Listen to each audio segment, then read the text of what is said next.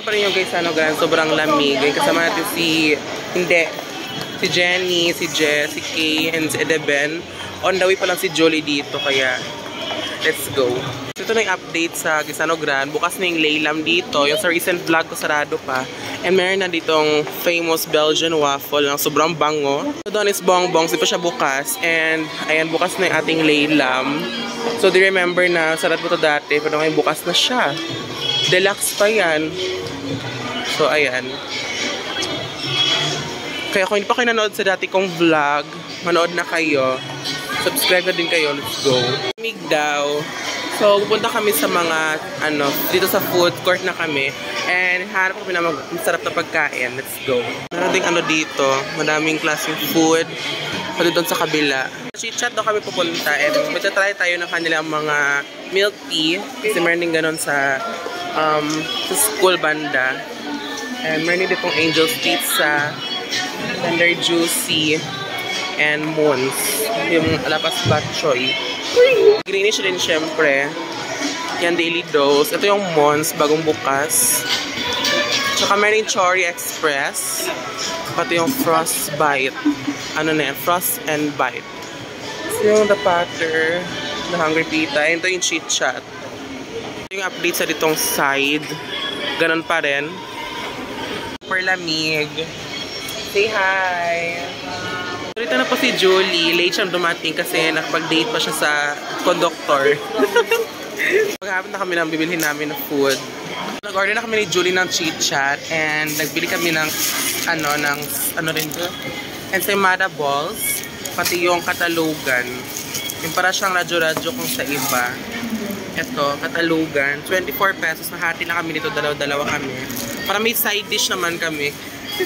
Side dish. Naming in-order, cookies and cream and red velvet. Para siyang strawberry. Pero red yun siya. Yung endorser natin. Huwag natin patagalin. Buksan na natin.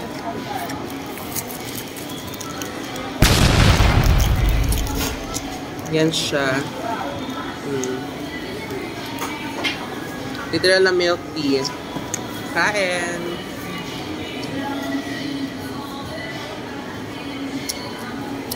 Sarap siya. Sakto lang yung tamis. 9/10. Sa'yo, te, i-rate mo yung balls. 9/10. Yung red velvet. 10/10 siya. Ayun siya. Sabi red velvet nalagay ito kasi doon sa kanila. Kasi meron chicha malapit sa school namin and iba rin yung timpla doon aside dito. So yun. Si Kay, nagbili na siya ng kanyang foods din. And doon na sila Jenny nag-order na. Ano yung order niyo, te? May ano? May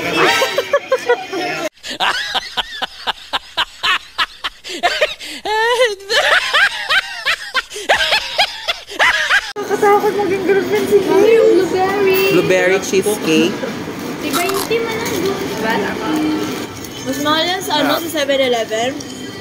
1 year and 3 months. Ito yung katalugan. Grabe. Di nakakatakot maging girlfriend si Kitty. Bigot. Katalugan yan. 4 pieces, 24. Sinasagot ka naman. Pala naging yan. Tapos hindi tayo sumagot ako ng ayaw. Pakpak lang ang gawin yun. Nakakatakot. Ikaw yung kawawa.